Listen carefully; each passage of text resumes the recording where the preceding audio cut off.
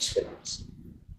Ang hindi ko makalimutan mula nung nagano kami. Mula dito sa regiment nag-represser to this mission yung company namin. Kasagan ng gera ng panahon ng SAP.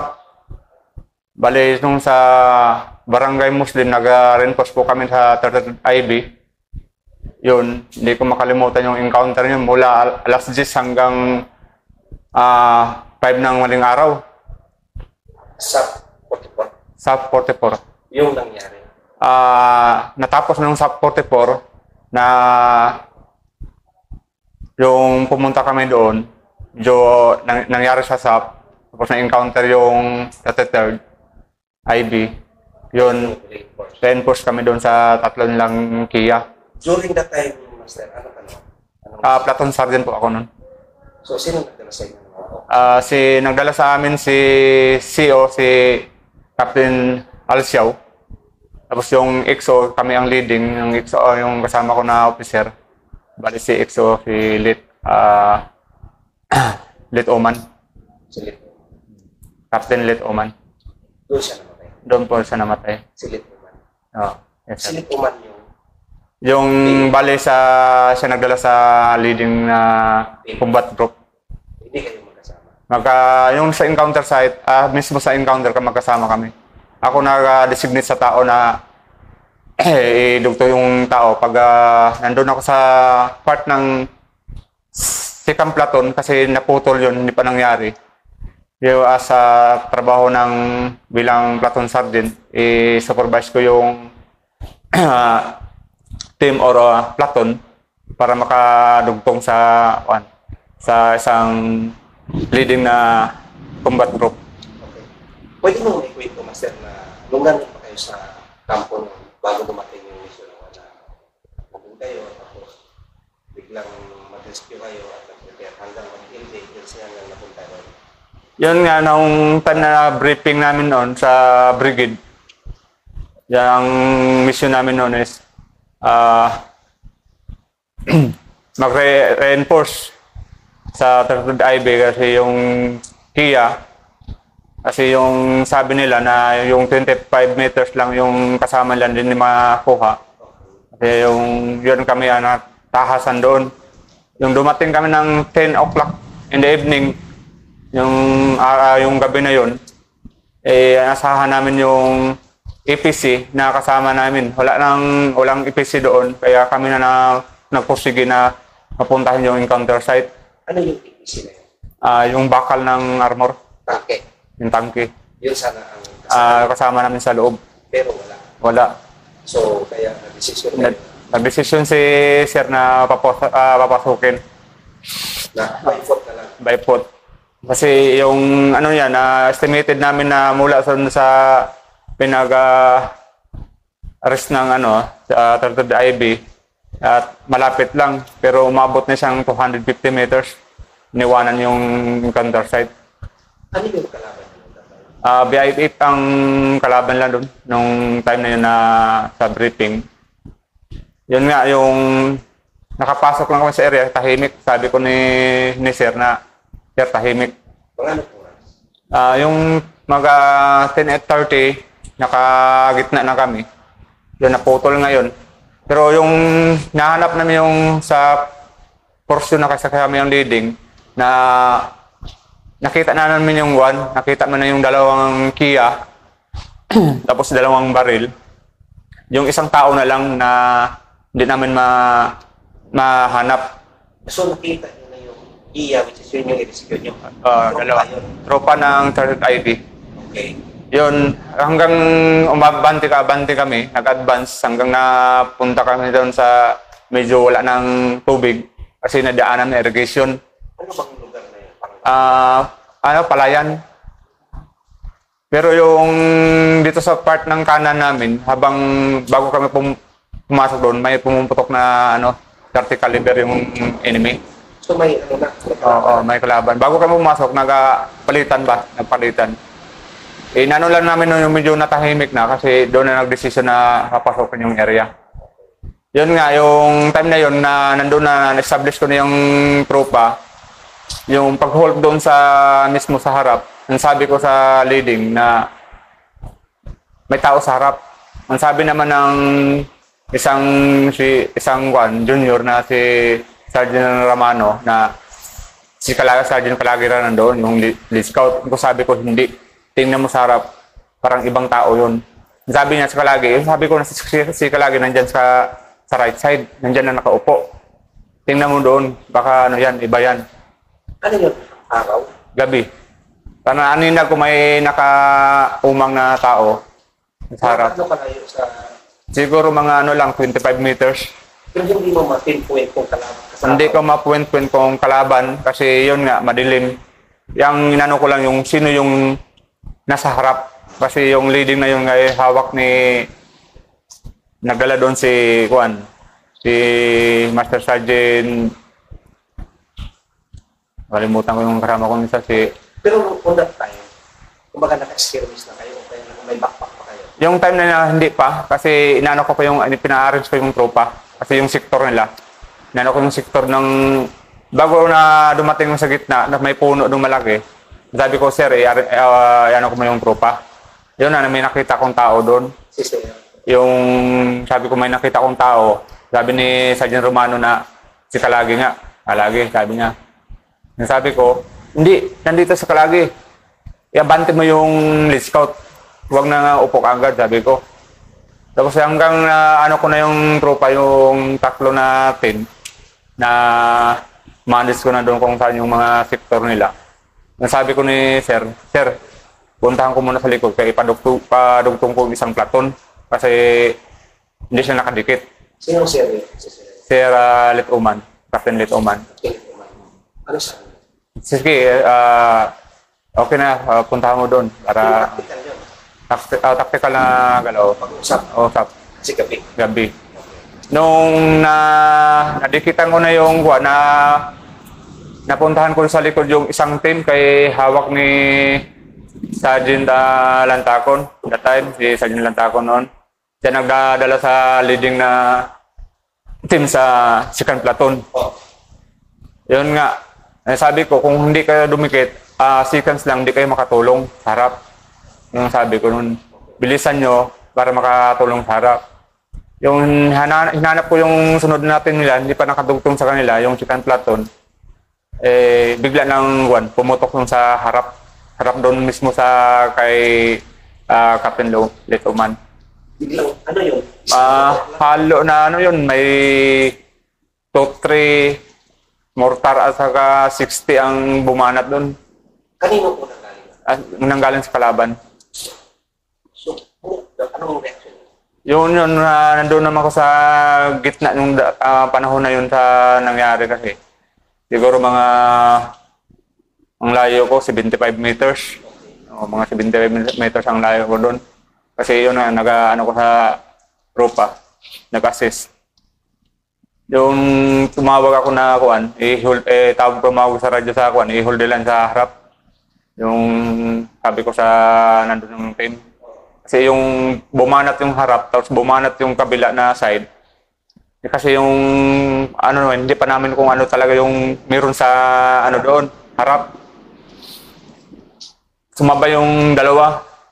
Ganun, volume fire. Tapos ngayon, kung kami din, hindi kami makabasta-basta yung putok kung siyempre may tropa. Oo. Ang ko na lang, sigaw na lang ako doon, kahit sa radyo. Hindi na ako kung makakontak sa radyo yung tropa kasi nabigla siya doon sa harap talaga. Sumigaw ang kalaban? Putok lang. Wala namang na sumigaw ang kalaban nung time. Pero yung medyo na kunti-kunti niyang putok doon sa mismo sa harap. Ang bumanat na naman sa amin sa right side, yung nandaanan namin na parang sliced island. Siguro mga island ng mga 100 meters yun. Nandaanan naman sa Pilapil, sa gilid ng irrigation. Doon naman na sa amin. Nagtutok doon. Bumanat naman ng parang barit. Humid na barit ang bumanat sa amin doon. Anong command mo doon? Ang command ko doon, sabi ko, kasi kumbaga nasangag na kami. Nasabot sa tayo? Oo. Sabi ko, baba sa irrigation. baba kasi sa irrigation kasi hindi na tayo sa kabila, pumutok na rin. Kasi ang ano ko doon yung 15 tropa. Pero nag-return fire kayo? Nag-return fire kami. Yung ano na naka-flash na ano na talagang tropa doon, nakuha ang position. Kahit nandoon na kami sa irrigation, sabi ko putukan yung part ng doon sa may kaliwa, i-hold na lang yung sa harap. Tapos kami na naman dito sa likod. Ang sa likod kasi, hindi namin maano yun. Medyo ano sa sektor naman sa likod kasi kami na naiwan ni Master Tuwal noon yung kabats ko. Sabi ko ni Master Tuwal, Ching, bumaba ka dyan, mapuwit ka, sabi ko. Tapos si FC Kaperma, akala ko may tama, paghila ko yun. Bakit? Kasi tatlo kami ni magkasabay doon, nagano ng tropa. Tumama dito sa kilikili, buti ano lang, wala sa uniforme lang, tagos, paghila ko. Binaba ko sa irrigation. Yung nga, pagbaba sa irrigation, sabi ko, kapak yung tropa kasi madilim. Abante na ako doon, abante. May pumunta na sa akin na, bakit nandito ka? Di ba yung team mo nandoon? Ayaw na rin pumutok yung ano niya, 60. Tapos, ninanong ko ng tropa ko, anong status mo? Wounded. Wounded. Nila ko. Wounded na siya? May mga wounded na. Ni Aranyo. Pitong wounded ko noon eh. So, kung going back, may mga nagsilapitan. Oo. Sa irrigation na kasi yung ibang tropa. Maliban yung dito sa may left side. Sa yung bat-bat. Pero safety kayo doon sa irrigation? Hindi naman safety kasi ang iniisip ko doon, ma-rush up kami. Baka i-assault kayo? Oo, assault kami yung iniisip ko. Sabi ko, i-hold lang yung harap, huwag iwanan doon sa harap. Kasi alam ko, wounded si Sir, na iwan doon. Sabi ko sa team leader, si Master Sergeant Garsuta, huwag mong iwanan. Bakit nandito ka? Sabi ko. Bakit nandito ka? Balikan mo doon. Kasi, ano ko doon, porsige ko talaga maano yung tropa, makontrol niya. Makontrol yung tropa. Ngayon, si Batsing Tuwal, sobrang galit din siya, umakyat na. Sabi ko, Ching, sunod na ako, ano lang, assist din. Kasi yung tropa ayaw na pumutong baril. Ang nangyari kasi doon, Master, hindi pumutok yung baril, baba na sa tubig. Ang tubig doon sa irrigation, may ano yun, putik. Kaya hindi pumutok ng baril. Okay, nababa niya. Oo. Yun ang doon, yung lesson learned na hindi pumutok ang baril. Kasi Sabi ko, bakit ang baril ko pumutok? Pumutok ang baril ko. Kasi bakit sa inyo ayaw? So marami din ibang tropa na hindi pumutok pa rin. Yung maliban yung wasak ang baril, diba maraming wasak ng baril, yung unang salbugan ng salpok ng kalaban. Wasak ng baril doon yung Kamales, tapos yung isa na kabat sila ni Sergeant Sidaba. Wasak din yung baril niya. Tapos yun ang yung iba na wala na makakontrol kasi madilim. Kasi yun sa akin lang doon na niisip ko, hold the line para nasabi ko ayaw ko mangyari sa atin. Yung nangyari sa SAP, mangyari sa atin, sabi ko gano'n. I-assault kayo? Oo. Kasi nandun na kami sa irrigation eh. Oo. Hindi ko pa ma-assist kung meron pang tropa doon sa taas. Kasi ang ano ko doon, kasi wala talaga ano na siya, nasangag na. Wala nang cover. Oo. Kunti lang kasing puno doon eh. Yung sa harap. Ang harap pa na puruhan talaga si Sir Oman dito sa may part ng kanan dito. So, while ongoing yung firefight, wala pa si Sir Oman na-declare na patay? Wala pa. Ano pa siya? May tama na siya. Hindi mo rin alam na may tama siya? Kung may tama na. Kasi ang expected ko talaga, pag unang putok, si Sir, sabi ko si Sir, patay. Sabi ko na ganun kung bunga ko ba? Kasi doon talaga mismo sa puno, doon siya na-mapchik. Doon ang kalaban, focus talaga. Kung baka nag-mapchik siya na tayo. Yung pag-aalis ko, na siya, contact na communication sa tropa na lang, kay CEO. Tama-tama siguro pag-alis ko doon, mga mga 3 minutes. Sa location siya? 3 minutes lang pumutok. Tama lang din ako nakadikit yung isang second platon na leading. Pero walang tawag sa radyo na si Sir may tama. Meron. May tumawag. Kasi nagtawag man ako, anong status sa harap. Yung sabi nila may tama sir. Hold the line nyo dyan. Pero hindi pa sinabing patay si Sir. Hindi pa.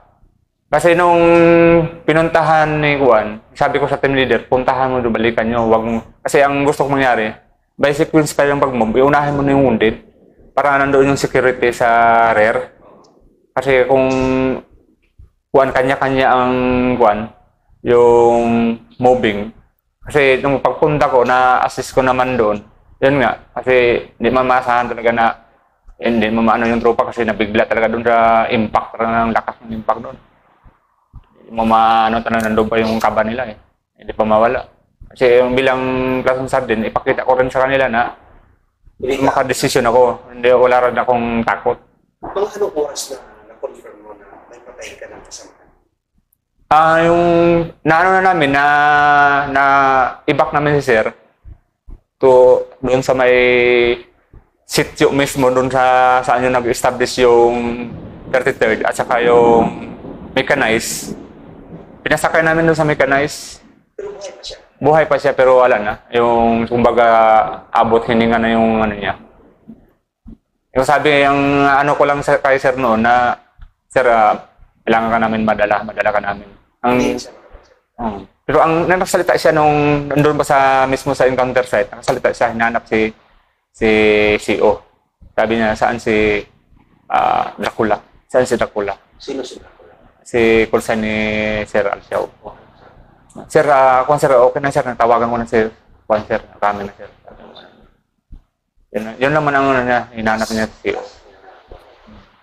Pero na siguro, matagal naman naka-withdraw. Yung time na nag-withdraw kami, siyempre, di ba, buhat-buhat, di ba? Buhat-buhat. Yung iba, di na maano kung saan dadaan. Kailangan i-assist. Dahil minsan yung baril na dinala, naiwan pa. O mga gamit. Wala na nga yung tropa, kailangan talaga na agad sa nangyari. Parang surprise talaga kayo. Maliban sa kanya, maraming pag-wounded. Marami, bali pito, Pinoy, Kamalis, hindi ko lang Tabudlong, hindi ko maalala na yung iba, si Aranyo. So parang ikaw na lang yung tumatay yung ano doon? Oh, bilang senior. Kasi bilang platoon sergeant, kasi dalawa naman kami senior doon. Kasi yung kabats ko rin sa si Tuwal. Oh. Nag-assist man din si Batsing. Kasi yung papel kasi ni Batsing, sniper yun eh. Yung gaano karami yung kalaban na hindi sila sa harap ko siguro, sa harap ng kalaban, mga ano lang yun, mga 30. Kasi ano siya, nakaposisyon ng kalaban eh. Pero iniisip mo kayo na baka nangyari sa inyo yung nangyari sa akin? Yun ang iniisip ko.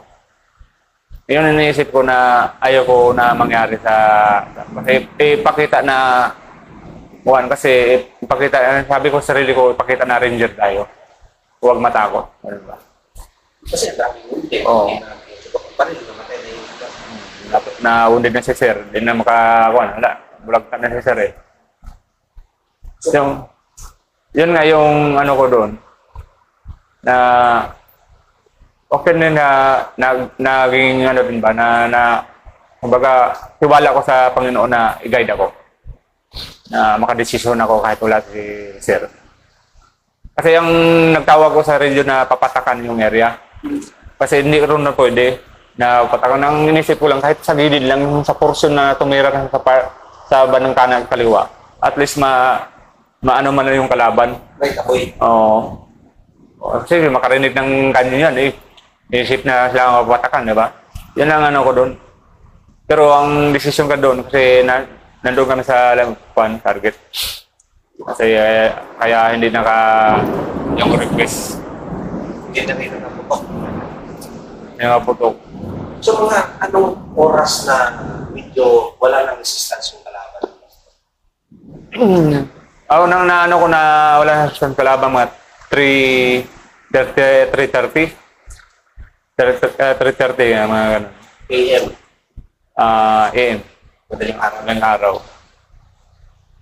Doon nga kasi naghintay rin na makadikit yung isang platoon. Kasi dahil sa kailangan namin ng support sa kanila. Kasi yung tapat kasi kanila, hindi nila na ano yun, na engage. Gusto ko na bagbagan yung kanan. Hindi na desisyonan ng platoon leader yung sa kabila na para makatulong sa amin. Yung pag-exit namin noon na nadala ko na si Sir, doon sobra kong galit talaga noon. Nag-alok bar yung kalaban. Alok bar, ibig sabihin ko, parang pa-exit na, withdraw na sila. Yun na si Sergeant Pando, yung gunner doon sa kabila na platoon. Nagpatulong ako na wagwagan yung kanan. Pero paano ng kalaban? Withdraw na. Yung marinig mong sigaw talaga na pa-withdraw. May putok. Ano yun, parang island lang yun maliit. So maganda ang posisyon ng kalaban compare sa inyo. Oo, naka-defensive position talaga sila. Kasi tayo naman moving eh. Yung sa iba. Naghintay lang sila. Yung time na tayong tahimik yung may kapalit. Tayo yung pagpasok namin. Pinapasok kayo. Oo, pasok kami nun. Alam na rin na maraming may sundalo na makapapasok doon. Kasi yung sasakyan pa lang, ilan kami nun. Isang kumpanya. Doon pa lang sa barangay Muslim yun eh. Pero at least, nakuha niyo yung mission niyo na save yung Kia ng Yun nangyari, Master, hindi pa namin nakuha yung naiwan pa namin yung bangkay na, kasi dalawa lang nakuha nun. Naiwan namin yung, inuna muna yung tropa. Namin, kasi wala na nga, ayaw pumutok, sira, marin yung baril, walang tulog. Pag-withdraw namin, sabi ni Sir Alcio, kasi desisyon ng brigade na balikan talaga yung yung Kia ng 33rd IB. O sir, bigyan mo lang ako ng kahit 20 minutes, makapahinga kami ng tropa. At saka malinisan yung baril. Yung ko doon, o maka-idlip man lang konti. Kasi pag dating namin, kailangan balik agad. Yung mga 4:30, bumalik kami. 4:30. sa area. Area. So yung mga wounded, hindi ko na sinama yung mga wounded doon. So parang kami na yung team. Kulang. Kasi nag-recommend lang ko kay CEO na kung pwede, yung mga wounded na nasama natin. Kasi hindi natin alam kung yung sa utak nila ba, kasi may tama sila eh. Tapos yun may kami may isang sumama doon na Muslim rin na naging guide sa amin. Tropa ng 3rd IB. Yun. Para makakuha. Kasi yung pagpasok namin, siya ang guide namin. Siya ang guide namin noon. Mismo sa harap siya eh. Siya kasama rin siya sa encounter.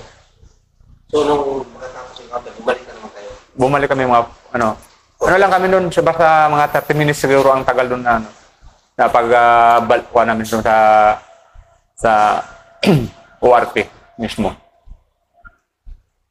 Sabi ni CEO, hindi, ng brigade ko, sir, baka yan na yung condition ng tropa.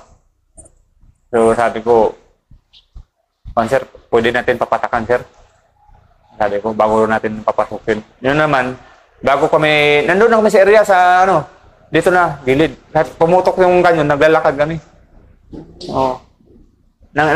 Yung request ko na yung request ko kasi yung ko lang yung yung kalaban ba, hindi maka-penetrate. Kasi yung area talaga hindi pa clear yun kasi madilim pa eh. So nakuha na yung nakapasok na yung area, tapos nakuha na yung dalawang Kia at sa baril. Yung sa irrigation kasi nung na-engage kami, na-encounter, dumaan kami sa irrigation, nandun yung isang patay. Doon na namin nakita. Lang 30. Sa 3rd IB. Pa siya, naka-tourniquet. Siguro kung hindi na iwanan yung buhay pa yun. Doon pa yung baril niya, to 3. Kuhan siya kompleto. Kaya naiwanan. Siguro na rin sa sobra ng lakas ng kalaban. Kaya hindi na nahila. So nakuha niyo lahat yun, sir? Nakuha namin pati yung gamit nila. Tapos nakuha namin, balik. Pagka alas 6 na naman, balik na naman kami. Clearing. May bakal nang dala kami.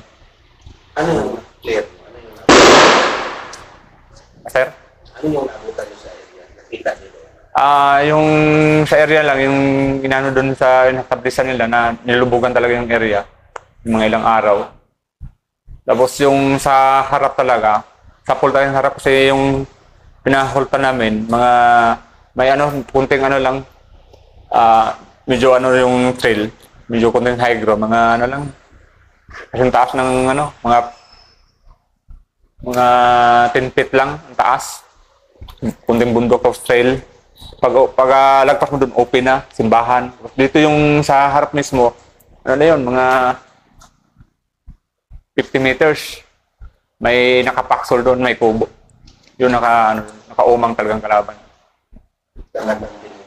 Tapos doon sa left side, may bulldozer.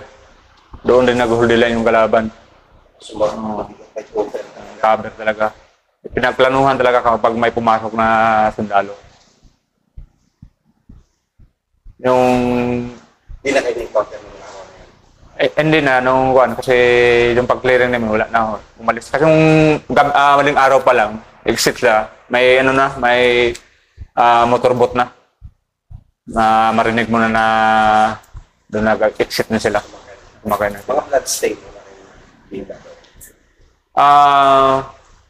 Wala akong. Mayroong sa dito mismo sa encounter site una, meron. Pero ang alam ko doon, encounter ng yung territory. Maraming dugo doon sa may niyog. At saka ng puno ng santol. Doon maraming dugo doon. Baka dugo rin ng tropa yun.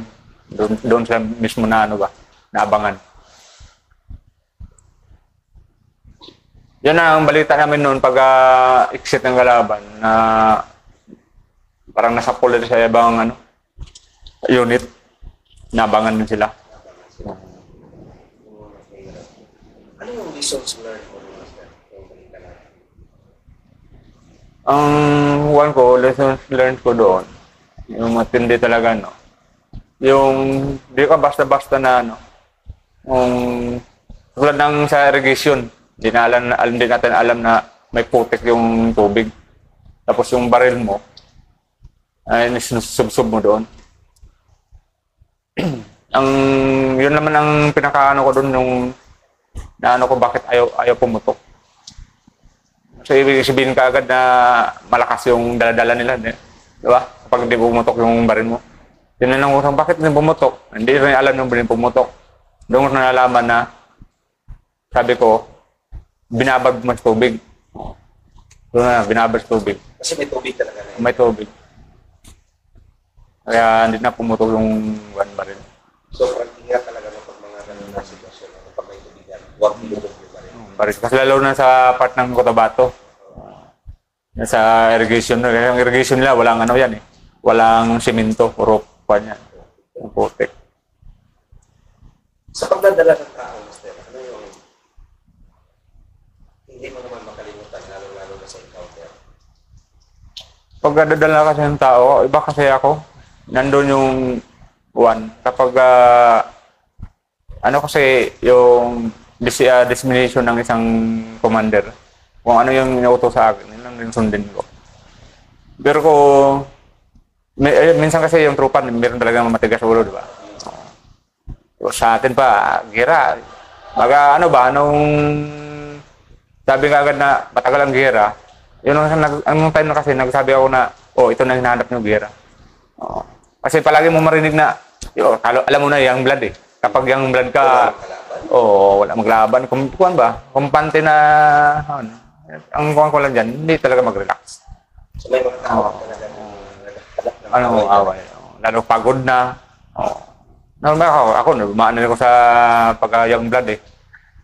Normal yan, pero ikaw, nandun yung gira, dapat ipakita mo na, pakita mo. Hindi puro salita. Kailangan yun na pakita mo. Pakita. Kasi ikaw, senior ka. Tapos, kita ka ng kainaan kasamahan mo, lalo sa mga junior. Manghina din yung junior mo.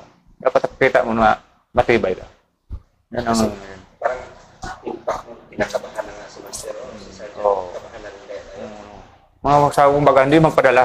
Normal, may takot pero hindi magpadala kasi may mga subordinate na nakatingala sa'yo. Kumbaga, ikaw ang nila, nasahan. Ano yung unit na hindi mo makalimutan, Master? Unit na hindi mo Hindi mo makalimutan. na palagi namin na reinforce. Hindi, yung unit mo. Ano yung unit mo? Ang dami mo naman unit na. Pero ano yung unit na? Ang hindi ko makalimutan, yung unit na hindi ko makalimutan, yung private pa ako.